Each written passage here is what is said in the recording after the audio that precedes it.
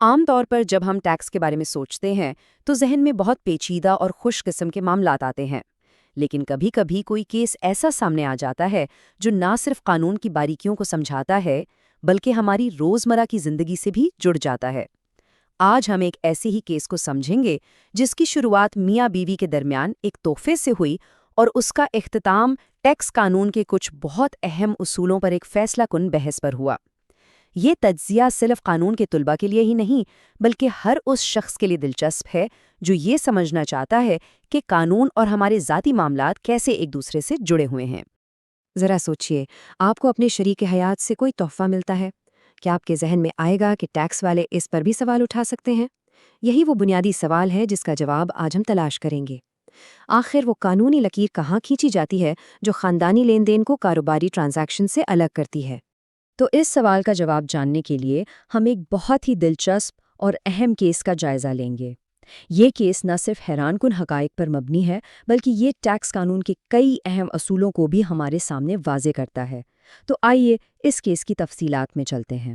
ہم اس پوری کہانی کو سٹیپ بائی سٹیپ سمجھیں گے۔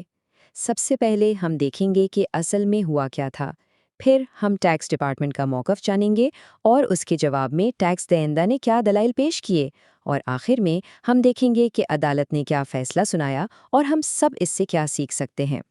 ہر قانونی کہانی کی طرح اس کی بنیاد بھی حقائق پر ہے، تو آئیے پہلے یہ سمجھتے ہیں کہ آخر یہ معاملہ شروع کہاں سے ہوا۔ تو یہ کہانی ہے محمد ارشاد چیمہ صاحب کی، جو ایک کمیشن ایجنٹ ہیں۔ سال 2006 میں انہوں نے اپنی آمدنی 4,34,000 روپے ظاہر کی۔ یہ رقم یاد رکھیے گا کیونکہ آگے چل کر اسی سے پورا معاملہ جڑا ہوا ہے۔ یہاں سے کہانی میں ایک دلچسپ موڑ آتا ہے۔ 2006 میں مسٹر چیمہ نے 46 لاکھ روپے کا ایک گھر خریدا۔ سب کچھ ٹھیک چل رہا تھا، لیکن پھر 4 سال بعد ٹیکس حکام کی نظر اس خریداری پر پڑی اور انہوں نے سوال اٹھایا، بھائی یہ پیسہ آیا کہاں سے؟ اور بس یہیں سے 2004 میں دیا گیا ایک تحفہ جو کہ بھلایا جا چکا تھا، اچانک سب کی توجہ کا مرکز بن گیا۔ محکمہ ٹیکس نے مسٹر چیمہ کی وضاحت کو ماننے سے انکار کر دیا۔ انہوں نے 42 لاکھ روپے کو ان کی نامعلوم آمدنی قرار دے کر اسے ان کے ٹیکس میں شامل کر دیا۔ یہ کوئی چھوٹی رقم نہیں تھی، یہ ایک ایسی رقم تھی جو ان کی پوری زندگی کی کمائی پر ایک سوالیہ نشان لگا رہی تھی، اور یہیں سے اصل قانونی جنگ کا آغاز ہوا۔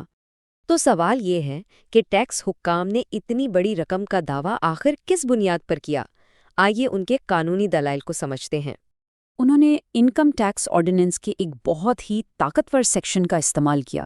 سیکشن 111 کے سب سیکشن بی کا استعمال سیدھے لفظوں میں یہ قانون کہتا ہے کہ اگر آپ اپنی کسی بھی سرمایہ کاری کا ذریعہ ثابت نہیں کر سکتے تو ٹیکس حکام اسے آپ کی آمدنی مان کر اس پر ٹیکس لگا سکتے ہیں۔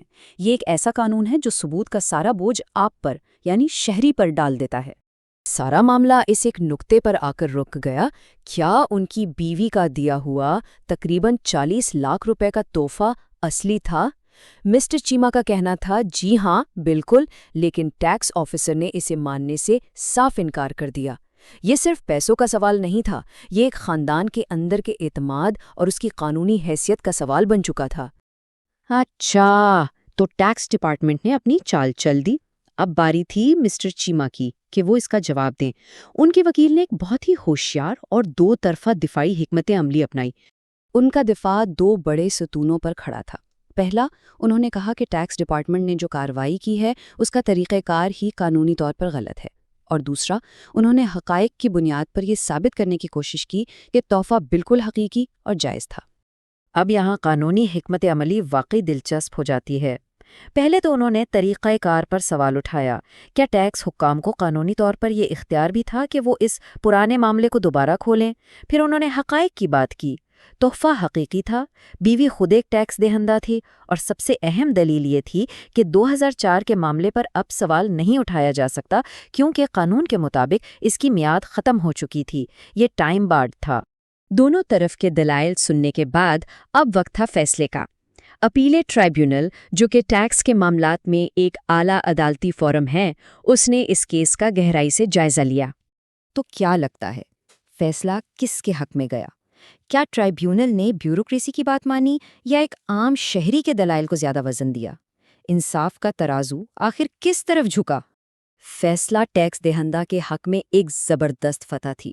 ٹریبیونل نے ان کی ہر ایک دلیل کو تسلیم کیا۔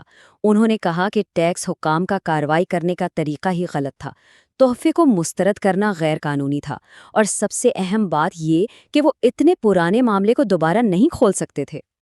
اور یہاں قانون کے طلباء کے لیے ایک بہت اہم سبق ہے۔ قانون صرف کتابوں میں لکھی ہوئی چیزوں سے بڑھ کر ہوتا ہے، یہ زمینی حقائق اور معاشرتی روایات کو بھی مد نظر رکھتا ہے۔ ٹریبیونل نے واضح کیا کہ پاکستانی معاشرے میں خاندان کے اندر نقد تحفے ایک عام رواج ہیں، اور قانون یہ توقع نہیں کر سکتا کہ ہر خاندانی لین دین بینک کے ذریعے ہی ہو۔ آخر میں ٹیکس ڈپارٹمنٹ کا پورا کیس ہی ختم ہو گیا۔ ان کی اضافی اسیسمنٹ کو کال عدم قرار دے دیا گیا اور ٹیکس دہندہ کی اپیل منظور کر لی گئی۔ یہ مسٹر چیما کے لیے ایک مکمل اور فیصلہ کن فتح تھی۔ تو اس پوری کہانی سے ہمیں کیا سبق ملتا ہے؟ یہ صرف ایک دلچسپ کیس نہیں ہے، یہ ٹیکس قانون کے کچھ بہت اہم اصولوں کو عملی طور پر سمجھنے کا ایک بہترین موقع ہے۔ آئیے ان اصولوں کا خلاصہ کرتے ہیں۔ یہ اصول اس پورے کیس کا نچوڑ ہیں۔ پہلا، طریقہ کار بہت اہم ہے۔ ٹیکس حکام اپنی مرضی سے کوئی بھی قانون استعمال نہیں کر سکتے۔ دوسرا، وقت کی ایک حد ہوتی ہے۔ پرانے معاملات ہمیشہ کے لیے نہیں کھولے جا سکتے، جو شہریوں کو ایک قسم کا تحفظ فراہم کرتا ہے۔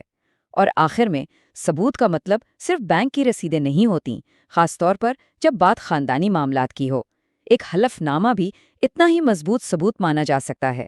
تو آخر میں آئیے اس سوال پر غور کریں، ایک منصفانہ معاشرے میں ریاست کی طاقت اور ایک شہری کے حقوق کے درمیان توازن کہاں ہونا چاہیے؟ میعاد کا اصول یعنی ٹائم بارنگ اسی توازن کی ایک بہترین مثال ہے۔ یہ ہمیں یاد دلاتا ہے کہ انصاف کے لیے نہ صرف شفافیت بلکہ وقت کی پابندی بھی ضروری ہے۔ اس بارے میں آپ کی کیا رائے ہے؟ یہ توازن کتنا اہم ہے؟ یہ سوچنے کے لیے اہم سوال ہے۔